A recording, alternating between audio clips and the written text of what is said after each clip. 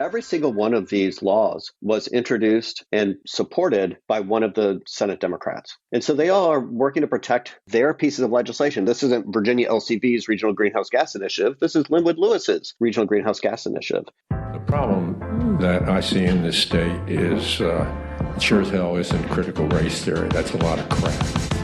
It's a lot of crap. It's a lot of crap. On this episode of Pod Virginia, privilege promotes mediocre white men. We take a look at the environment for environmentalism. We are made uncomfortable. We're joined by Virginia League of Conservation Voters Executive Director Michael Towne. The Republican caucus in the House, some of them are really gunning for these laws, and we're going to have to do everything we can to defend them. We talk about that controversial nominee for Secretary of the Environment. I don't think the things that I did at EPA were covered very well by the press. We even consider some inherently divisive concepts. Privilege walks, privilege bingo, putting children into situations where they're playing as the victim and a supremacist. All that and so much more on this episode of Pod Virginia. I'm Michael Pope. I'm Thomas Bowman. And this is Pod Virginia, a podcast that takes you inside Virginia politics. Later in the show, we'll be joined by Michael Towne of the Virginia League of Conservation Voters. He'll give us a scoop on efforts to ditch the Clean Economy Act, leave the Regional Greenhouse Gas Initiative, and strip the Air Pollution Control Board of the power to regulate air pollution. Yeah, he'll also give us his reaction to the nomination of Trump's EPA chief as Virginia's environmental secretary. More on that in a minute. But first, this is the part of the show where we recognize our new Patreons. Thomas, who have we got this week? This week, a big thank you to Leah Freemow, who is our newest patron in the Donors Circle. We very much appreciate your support. Leah, by the way, Michael, is a co-host of a podcast called Renegade Capital.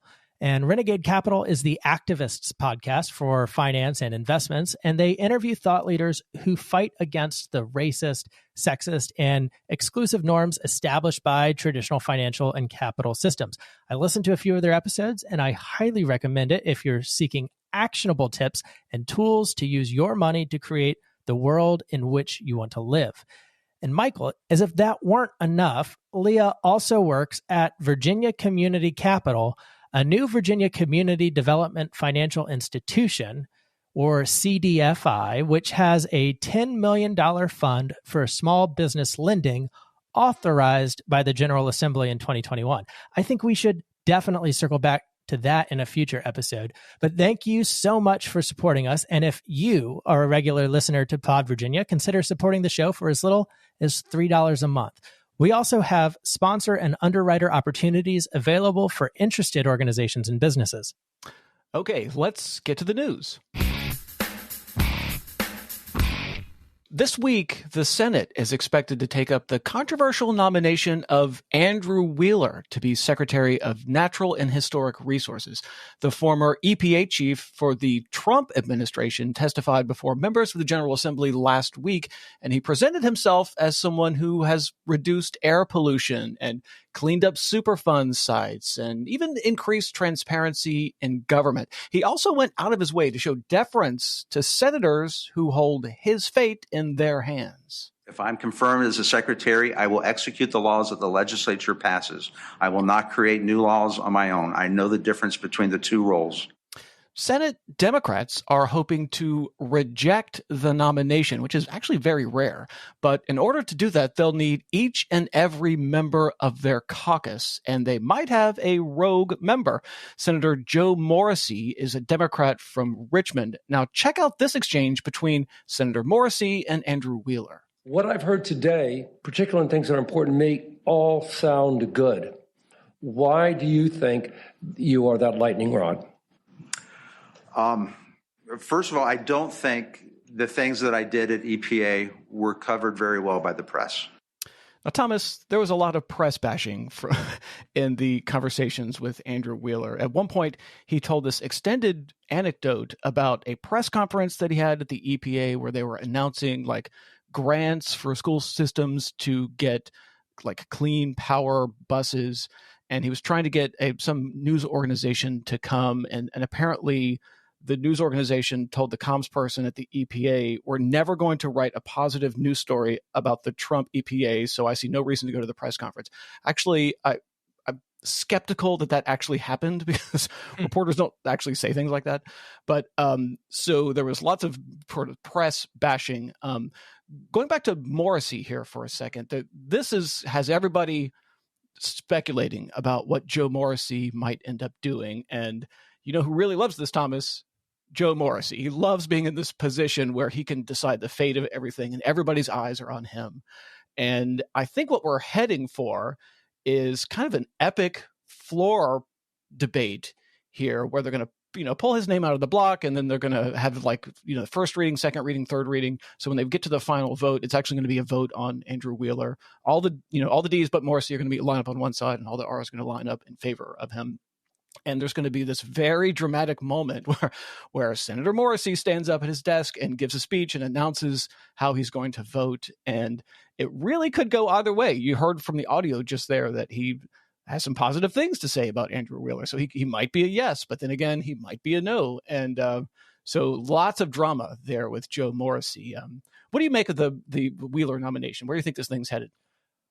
Well, I do think that Joe Morrissey is enjoying being the center of attention while he gets to be. And, Michael, your guess is as good as mine. Does Morrissey come home and vote with the Democrats at the end of the day? Traditionally, he does. But he also could very well be the senator who wrecks the Democrats' chances of blocking Andrew Wheeler's nomination. A couple of controversies from when Andrew Wheeler was the head of the EPA. So during the campaign, Wheeler and a few of the other environmental agency heads were frequently touring swing states right ahead of the election and raising questions about whether the administration was improperly using government resources to boost the president's reelection bid. Government ethics experts were concerned about the travel of those officials and using them to win votes for Trump in key battleground states. And a letter came recently from 150 ex-EPA officials. They worked under both Republican and Democratic administrations, and they asked the Virginia senators not to confirm Andrew Wheeler. They said, quote, as EPA administrator, Mr. Wheeler pursued an extremist approach, methodically weakening EPA's ability to protect public health and the environment, instead favoring polluters. Mr. Wheeler also sidelined science at the agency, ignored both agency and outside experts, rolled back rules to cut greenhouse gases and protect the climate, and took steps to hamstring the EPA and slow efforts to set the agency back on course after he left office. Those are pretty damning accusations from a bipartisan set of bureaucrats. Yeah, during the interview with the senators, I was expecting that kind of back and forth, where the senators would kind of present him with things that they didn't particularly like, and there wasn't really a whole lot of that, Thomas. I mean, Jennifer McClellan said, I wrote the Clean Economy Act. You're not going to overturn it, are you? Or like, what do you want to do with the Clean Economy Act?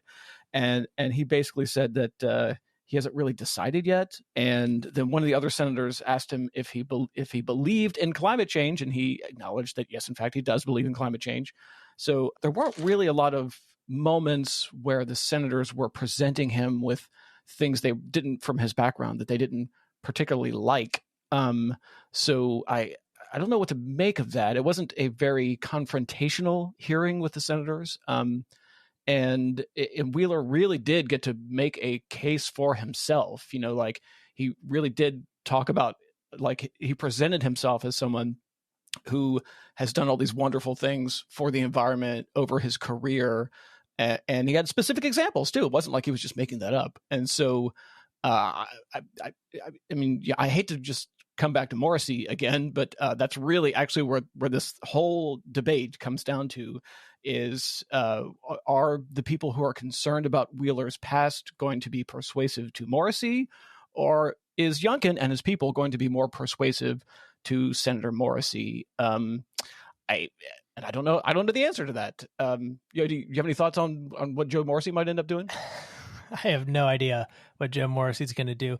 But Michael, I will say that the Senate is not traditionally all that combative of a body. Yeah, that's true. And they understand how uncommon it is for the legislature to reject an appointment from the governor. So they could very well be just playing the long game here. The other thing I would say, too, is if they come out of the gate combative, then they are setting an expectation that they will stay combative, and it would set off an entire other string of events and accusations and tit for tats. If they present themselves as politely listening and having a decent, humane conversation with this man, and then choose not to nominate him, they can frame it so that it does not appear to be vitriolic or partisan in nature, and rather the Senate genuinely believed that he was not well suited for the job. Well, who also has some thoughts about the nomination of Andrew Wheeler is Mike Towne of the League of Conservation Voters. So you want to stay tuned to the podcast because you will hear his perspective later in the show. Also in the news, the phrase critical race theory is perhaps as divisive as it is elusive. It does actually have an academic definition, one that we outlined in detail on this podcast last year, but that was largely beside the point on the campaign trail.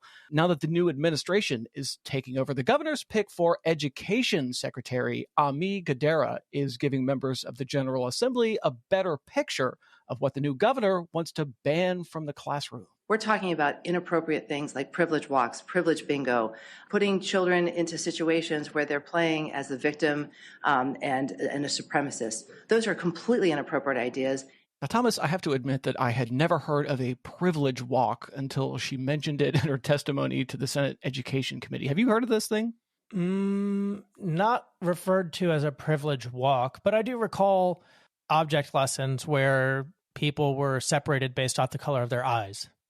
Well, this privilege walk, I had to Google it. It's an exercise where students have to stand in a line and then they take steps forward if they're in a privileged class. So you go through rounds of this sort of thing. So you might take a step forward if you're right-handed, and then you might take a step forward if English is your first language. And at the end of the exercise, after you've done several rounds, you get a sense of your relative privilege by how far you've walked.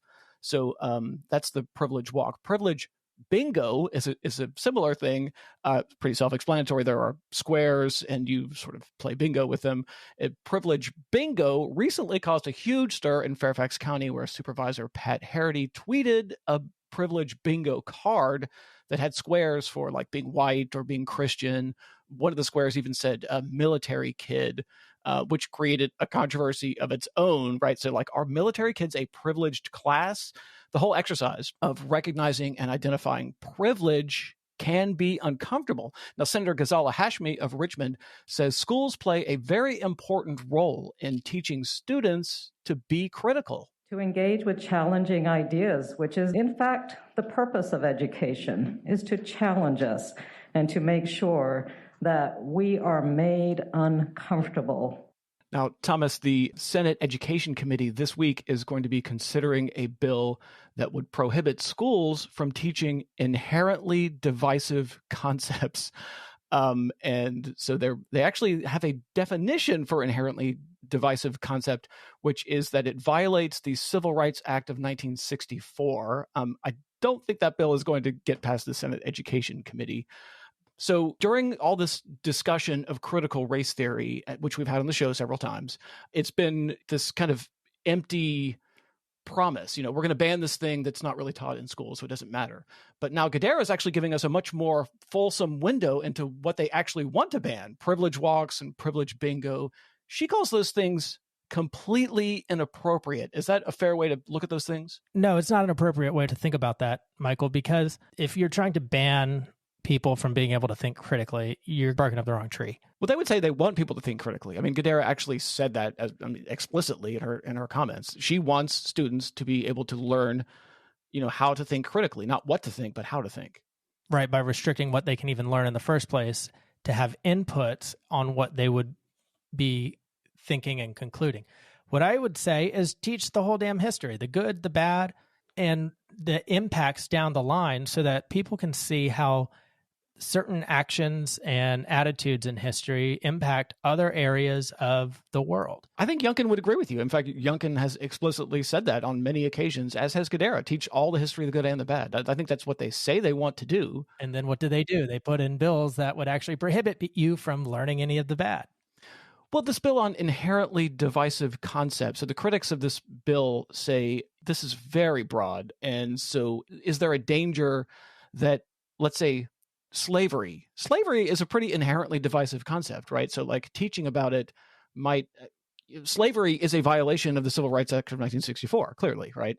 So is teaching about slavery prohibited under the bill? I mean, these are the kinds of things the Education Committee is going to have to wrestle with. And that's why this is a bad bill, Michael. It's plain and simple. It's not well thought out. And also, schools should be teaching inherently divisive concepts because that's how you get new thoughts to emerge and new ideas and honest debate and exactly what schools are for.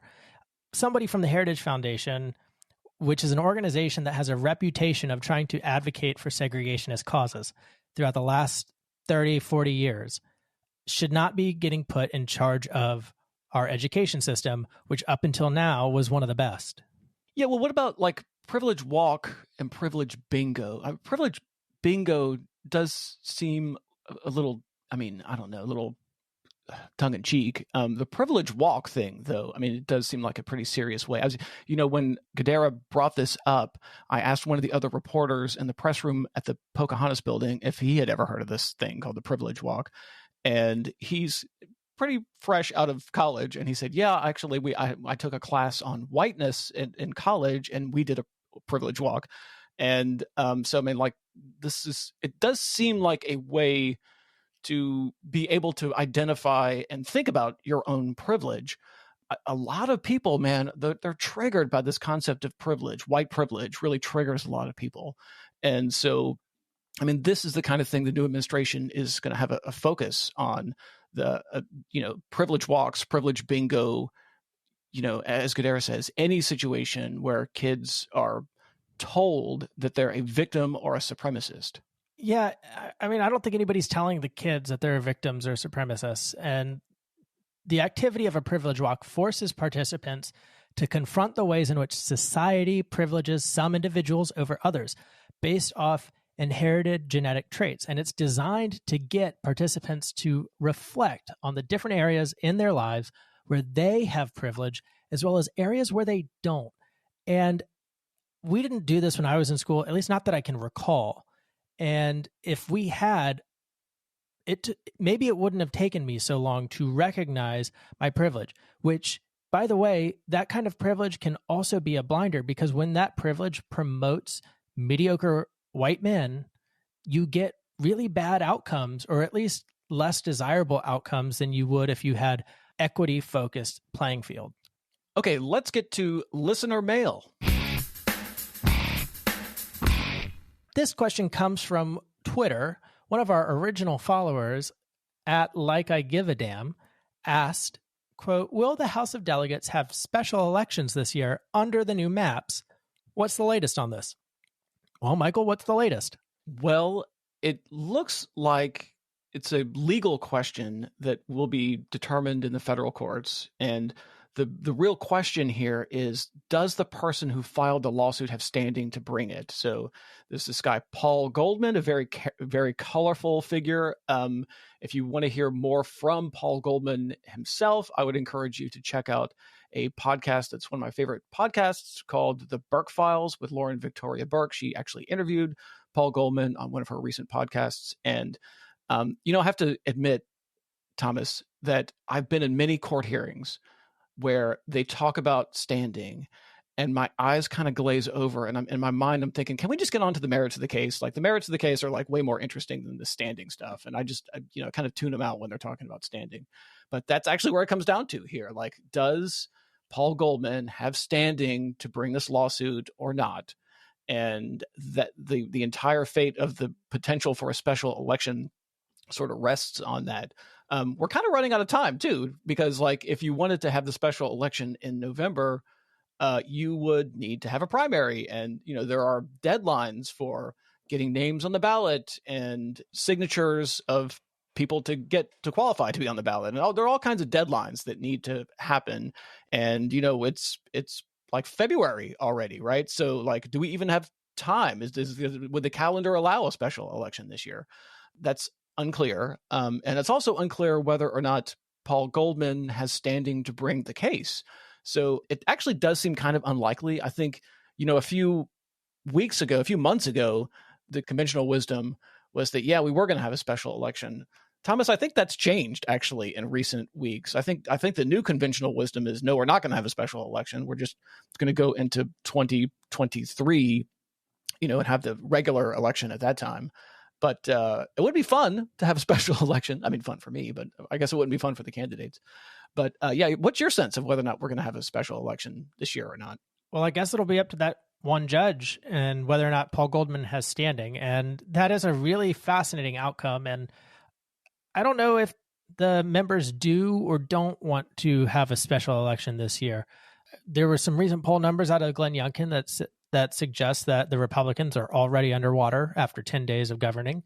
And if that's going to be the pace, then maybe they do want to have an election this year. But also, a lot of the incumbents who got redistricted, and as we talked about in our redistricting episode, a lot of those incumbents are looking at whether or not they can move. And if they want to move, that really compresses the timeline that they have to get all of that done, set up in place, and run a campaign. You're just going to physically run out of time before too long.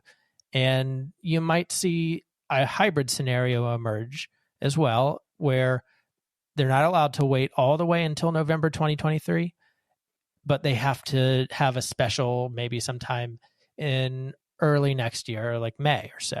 I don't know what's going to happen on this, and I think that's what makes it so fascinating and a burning question. All right, well, let's take a break. When we come back, we'll be joined by Michael Towne of the League of Conservation Voters. Now, he's going to give us the scoop on efforts to get rid of the Clean Economy Act and leave the Regional Greenhouse Gas Initiative and even strip the Air Pollution Control Board of the power to regulate air pollution. We'll be right back.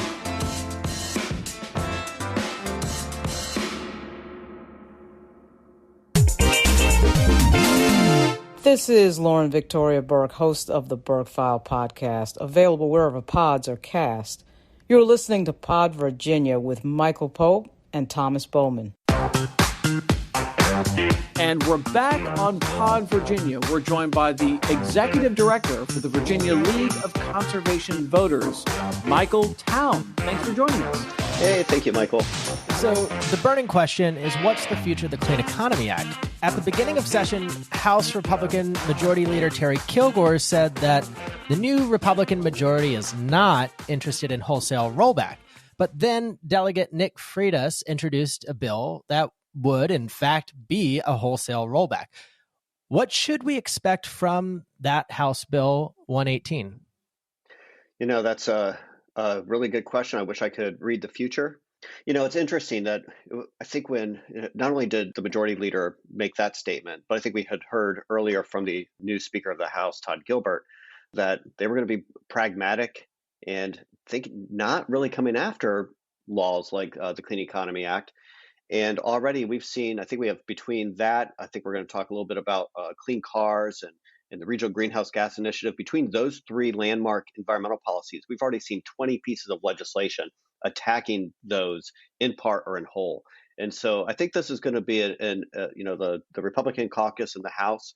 I think that some of them are really gunning for these laws, and we're going to have to do everything we can to defend them. You said 20 bills in part or in whole. What are some of the highlights of those 20 bills? Are there any that we should be keeping an eye out for? Yeah, so I think you had already mentioned Delegate Freitas' bill. That's House Bill 118. That repeals numerous VCEA provisions and repeals the Regional Greenhouse Gas Initiative, among other things as well. There's a number of pieces of legislation that go after retiring coal plants in Virginia. And so where the majority leader, Terry Kilgore, had mentioned that he did not want to repeal the whole VCEA, he's actually put in legislation to repeal parts of it. Interestingly, he is the one Republican in the House of Delegates that voted for the law to begin with. And so I guess he's had a little bit of a change of heart as he's moved into leadership. And Terry's an expert on these issues. He ran the Commerce and Labor Committee in the House of Delegates before, when the Republicans last had control. So he understands these issues well. And I think he recognizes maybe in this new political environment that he might want to reconsider some of his past votes. Lots of these bills, these 20 bills, many of them attack certain parts of the Clean Economy Act or certain parts of RGGI. Some of them are full out repeals. I know like Senator Stewart in the Senate side has bills to repeal a couple of them. On the clean cars, Stewart has wholesale repeal. So I think that what we're going to see is a number of attacks on the House side, either in full repeal or in part. And then on the Senate side, it looks like there's fewer bills, but the ones at least by Senator Richard Stewart look to be wholesale repeal of these really important environmental protections. So you mentioned the clean car mandate. I want to ask about that. So Yes. When the Democrats were in power, they passed a law that puts like a mandate on car dealers that 8% of new vehicle sales must be zero emission vehicles. So will Republicans be able to roll that back? I think that they're going to make a really good attempt at doing so. That legislation passed on party line votes in both the House and the Senate last year. The Senate hasn't changed. So we expect that there's a really good chance we're going to be able to preserve the statute as it passed last year. And, it's really interesting where 8% does not sound like a lot of cars, but it is a mandate on the auto dealers. The auto dealers actually came out last year in support of this legislation because they know that this is the future. And they already are having a hard time getting electric vehicles onto their car lots because the electric vehicles that are sold by the manufacturers are going to states that have these types of laws already in place. So knowing that, the Virginia Auto Dealers Association actually showed a lot of courage in coming out and joining us in support of this legislation. Now, there's other things that we want to get done to make sure that we have a robust, healthy electric vehicle market in Virginia. Like we would like to see rebates so that you can get a rebate when you buy an electric vehicle. And we'd like to see more charging stations across the Commonwealth. And now we're working with our strange alliance with the auto dealers in protecting this legislation, and then also working with the car manufacturers to see if we can get these other conditions in place to make this marketplace really work for Virginia. And so I think because of that support of not just the environmentalists, but actually the marketplace, the dealers and the manufacturers, I think we're going to have a really good shot at preserving these laws and hopefully make some additional progress as well in the coming years. You mentioned the charging stations. I want to follow up on that. So the Alexandria delegation of Senator Adam Ebbin and Delegate Elizabeth Bennett Parker both have bills on these charging stations, specifically the parking spots at these charging stations, that basically if you park there and you don't have an electric vehicle, that you could be liable for some sort of punishment. Explain the politics of parking a non-electric vehicle at a spot that's reserved because there's a charging station there. Sure. Now, you buy an electric vehicle, you want to be able to park and charge a car. One of the great things about electric vehicles is that, when you go to the gas pump to fill up your car with gas, typically, of course, unless you're broke, you're filling up your tank. So you only go to the gas station when you're empty. And when you have an electric vehicle, you can charge it a little bit at a time. So you go to the store, if there's a charging station, you park in that spot, you plug in your car, you go into the store, you come out, your car just got 15 minutes or 30 minutes of charging and go on to the next place. If you get to your spot and there's an SUV parked in the one charging spot in the parking lot, you're probably not going to be too happy about it. And so with more electric vehicles on the roads, this is more of a type of problem that we're finding people running into.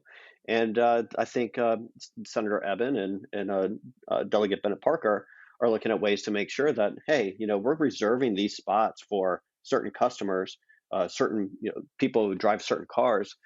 We should respect that. And I think that legislation actually might stand a chance. But it gets to, I think, the broader point of the capacity to be able to handle the marketplace. As we see more electric vehicles on the road, there's going to be demand for more charging stations. As we put more charging stations on, there's going to be more demand for electric vehicles. We need to make sure that the marketplace and the infrastructure actually match up and are keeping pace with each other to make it so that you can go live your life and drive your car without having to worry about where you're going to get it charged. Mike, let's pivot to Reggie. Yeah. Glenn Youngkin campaigned on leaving the Regional Greenhouse Gas Initiative, known as Reggie, and now that he's governor, he's launched a review laying the groundwork to leave the multi-state compact. Will Virginia be saying goodbye to Reggie? One of the things that I think is really important for the public to realize is that at least those who are paying attention to politics and wondering how these bills passed, are they going to be repealed? Every single one of these laws was introduced and supported by one of the Senate Democrats, and so they all are working to protect their pieces of legislation. This isn't Virginia LCV's Regional Greenhouse Gas Initiative. This is Linwood Lewis's Regional Greenhouse Gas Initiative. So that's one. So on the political side, I feel like we've got the votes to protect that law. But then on the policy itself, I think this is the most important.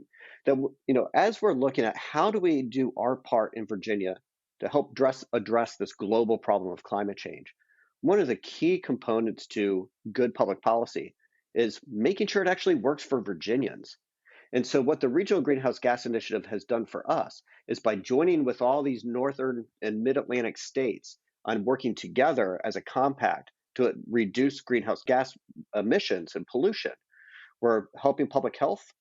The second thing that we're doing is we're generating revenue. So when power companies don't actually cut the pollution, they have to pay. And when they pay, we're taking those funds and we're putting them to really good causes. The two things that Virginia's Reggie revenues go to pay for, the first is coastal resiliency, making sure that the communities in Virginia that are being impacted day to day by flooding, sea level rise, and flooding events, that those communities actually have resources to help address those problems. Virginia has billions of dollars in unmet needs to address flooding, and this fund is helping us pay to fix those problems. And then the second thing that the Reggie revenue does is it goes to give energy efficiency programs to low income and moderate income families. And so where you have disadvantaged communities where people are struggling to pay their electric bills, we're able to invest money, not just to subsidize paying their electric bill, but actually to make their homes more energy efficient so their electric bills drop in cost. And so far, in just 1 year, Virginia has generated over $100 million to put towards those programs. Now, on the energy efficiency piece, that's great. That's really going to change a lot of people's lives and make it much easier for so many Virginia families to make ends meet. On the coastal resiliency piece, it's still a drop in the bucket of what we need, but at least it's a head start and we're making progress. So I think those policy and benefits that Reggie is bringing to Virginia, on top of the political environment that we're facing, is going to make it a lot more compelling for us to convince those senators that what they did was the right thing and make sure that we can defend that. That also makes it really difficult for the governor to be able to roll back this progress, and we hope that we're able to keep him at bay. One follow-up to that, Mike, is Virginia's businesses need a stable policy environment to function effectively. So how should businesses be thinking about some of these retrograde policy proposals from the Republicans? I think that's a really great question, Thomas. I mean, our power companies, they hate risk. They put so much financial investment in building a power grid so that we have reliable electricity. If the laws keep changing underneath them every few years, then they're going to be making investments here, and then they're going to have to stop, and then they're going to have to go back and make investments there. That's just really bad economics for those companies, which means it's bad economics for Virginians because we're the ones who ultimately pay that price. And so I'm hoping that the power companies, and of course, we don't always agree with the power companies. In fact, up until passing these laws, we fought with them year in and year out. But I think what we have an opportunity to do is to have one system that moves forward. And that way there is more certainty, less risk. And that also means more businesses. So, even with the Clean Economy Act, we're building manufacturing jobs in Hampton Roads so that we can build offshore wind facilities, not just in Virginia to help build the machines necessary to build the windmills out in the Virginia's coast. But by having that here, we're going to be able to export those technologies up and down the East Coast and put high-paying white-collar jobs in Hampton Roads blue collar jobs and green collar jobs in Hampton Roads, bringing manufacturing here. That's good for the economy. That's good for the job market. That's going to bring other high tech companies to Virginia, all on the backs of cleaning up our environment.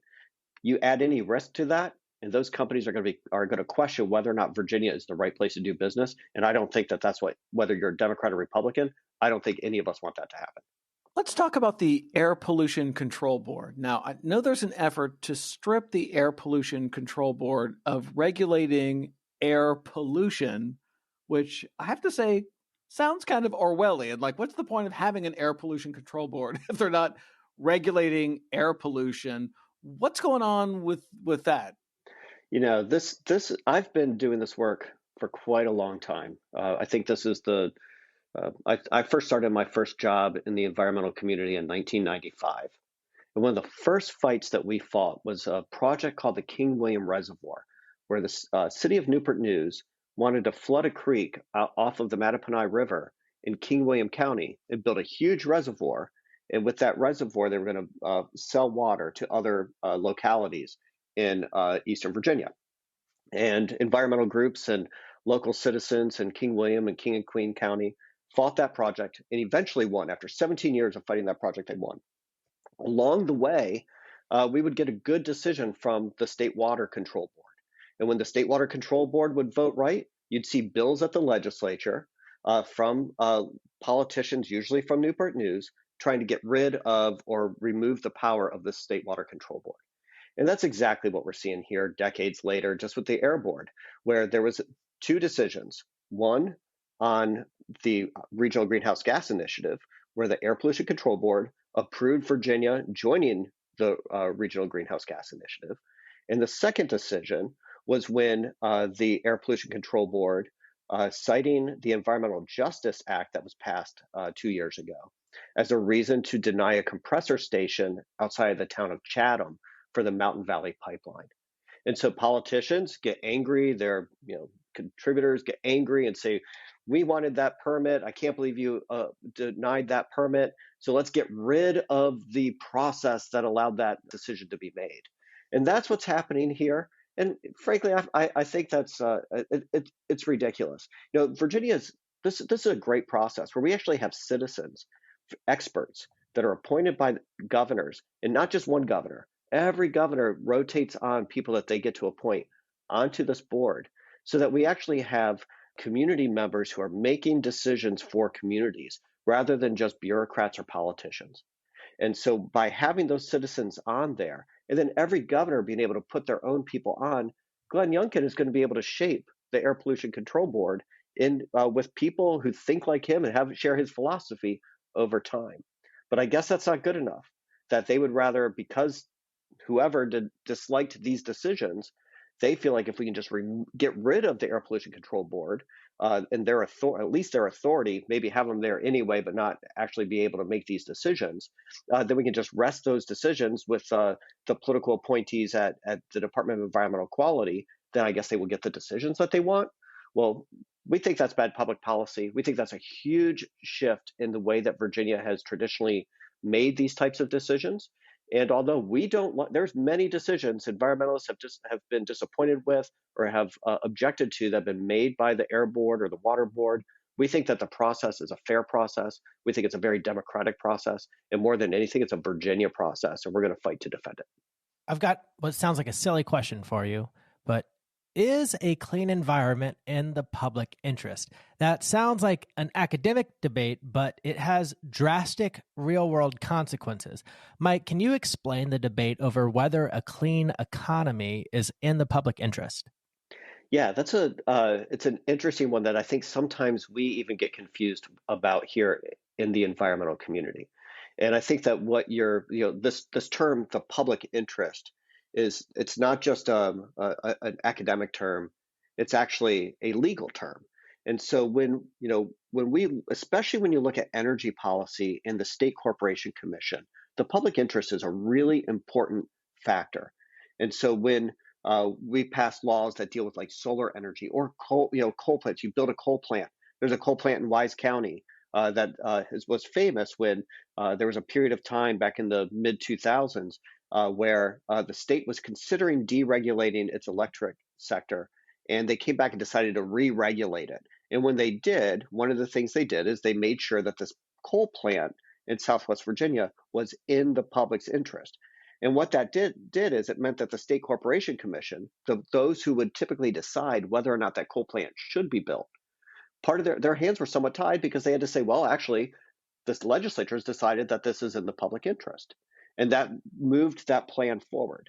And often we see the same types of things happen with clean energy, where we want to show that we think that that solar energy, not coal energy, is more in the public's interest.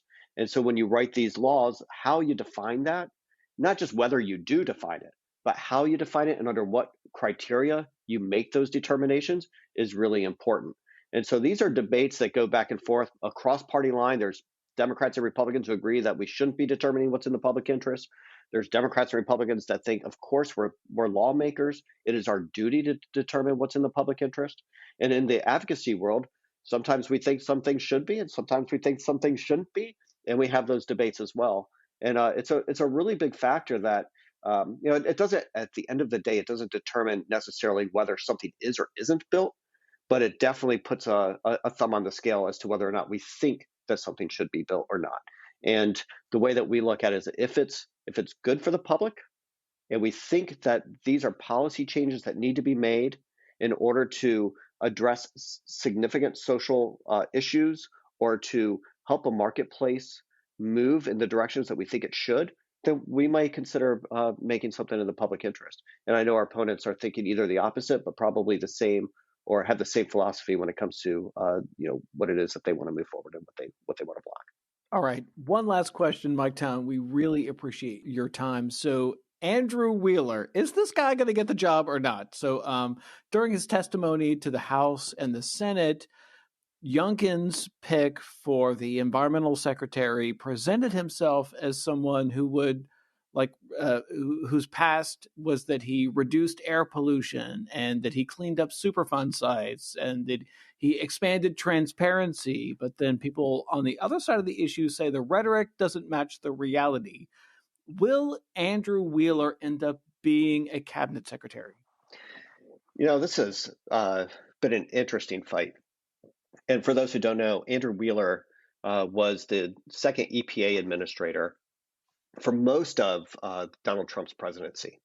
And prior to being at EPA, Andrew Wheeler was a lobbyist, and he worked on Capitol Hill before that. And as a lobbyist, one of his biggest clients was Murray Energy, which is one of the biggest coal companies in the country, and one with one of the worst environmental and not just environmental records, but compliance records. They've been fined more than most any other polluter in the United States of America, and that's who he lobbied for. So he lobbied for coal companies, and he runs EPA, and now he's been tapped by Glenn Youngkin to be his Secretary of Natural and Historic Resources, so part of his cabinet, pretty much the top environmentalist in Virginia. It's funny. There were a couple things that he said in his testimony. He's a slick guy, and he's very talented. I mean, he has a great resume. If you look at where he worked, when you look at what his record is in those jobs, it's very concerning for those who care about Virginia's environment. And I think that two things that he said today that really got at us. I'm sure that he can twist reality in a way to make himself look a little more favorable. But one of the things that he argued was that when he was at EPA, he was asked a question about Chesapeake Bay funding. And what had happened during the Trump administration was that funding for Bay cleanup had been brought from I can't remember the number, it was $73 million all the way down to $7 million. So a 90% reduction in the Chesapeake Bay program. And he supported that. He's on record as supporting that. But you would not have known that by his testimony today about how he talked about how much he's done to protect the Chesapeake Bay. So I think that those who have to make the decision, and I think, I feel pretty confident that many of the Democrats in the state Senate are going to oppose him. I hope all of them do. And I think when they look at the record and compare his words to what his actions were, they're going to be very concerned with what he tried to convince them of. But the last question that was asked of him, I thought that was the most amazing. Senator Joe Morrissey from Richmond had asked him the question of, you seem like a smart guy and you're really compelling and persuasive. And he said something like, why weren't you able to be so persuasive with the president, your boss, in convincing him about climate change? And Andrew Wheeler tried to make it out that he and Donald Trump never talked about climate change. And here you have the top environmental official for the president of the United States, who is, while the whole time that he is in his job, they are rolling back this environmental protection. They are moving forward on this and moving back on that and slashing this thing about climate change and that thing about climate change. And he tried to pull off the line that he never talked to Donald Trump about climate change. Now, maybe that's true. I seriously doubt that's true. But let's say for a moment it's true. Why in the world not? And why is it he worked for Jim Inhofe, U.S. Senator from Oklahoma, one of the biggest climate deniers ever? He worked for Donald Trump, who said that climate change was a hoax. And Glenn Youngkin, a couple weeks before his election, he was on TV with, I think, Wavy 3 down in Norfolk. And he was asked about climate change. He was like, I don't think I'm smart enough to know what causes climate change. So this guy seems to connect himself with some people that don't really believe in climate change. And yet we're supposed to believe that Andrew Wheeler is going to come into this job and do everything he can to protect Virginia's environment. I think that there's a lot more to this. I look forward to having these conversations with the Democrats to make sure that they get the truth and facts about his record, because I think that when they see these facts, they're going to be deeply concerned. And I think that his nomination is in trouble. Yeah, there's a lot of young voters who believe that climate change is the only issue that matters. So I imagine, Mike, that we're going to have a lot to say on this issue in future episodes. So thank you so much for your time here, Mike Towne of the Virginia League of Conservation Voters. Michael, Thomas, thank you so very much for having me. I look forward to coming back. And now this from Steve Artley. I was counting the votes late one night when my eyes were entreated to a devious sight. For the monster from his grave jumped to, grabbed his knife, and to the map he flew. He did the splits. The gerrymander splits. The district splits. It was election blitz. He did the splits. A GOP hit. He did the splits. It put votes in their midst. The former commies were having fun, seeing us cheating on everyone, chopping regions to skew the polls, democracy burning on a bed of red coals. We did the splits. The gerrymander splits. The district splits. It was election blitz. We did the splits. It brings Republican hits. We did the splits. The gerrymander splits. George Washington called out from his grave. When was it we became home of the knave? All founding fathers were quick to agree. Honest Abe asked, whatever happened to the party of me? It's now the splits. The gerrymander splits. The district splits. Digging graveyard pits. It's now the splits. It tops all the hits. It's now the splits. The gerrymander splits. It's now the splits. The gerrymander splits. The gerrymander splits. Digging graveyard pits. Thank you for listening to this episode of Pod Virginia. Transcriptions are by Emily Cottrell. Satirical spots are written, performed, and produced by Steve Artley. Like us on Facebook, follow us on Twitter, subscribe to the show wherever you get your podcasts. And hey, consider writing a review on Apple Podcasts. It really helps people find the show. We'll be back again next week with the next episode of Pod Virginia. Pod Virginia is a production of Jack Legg Media, LLC.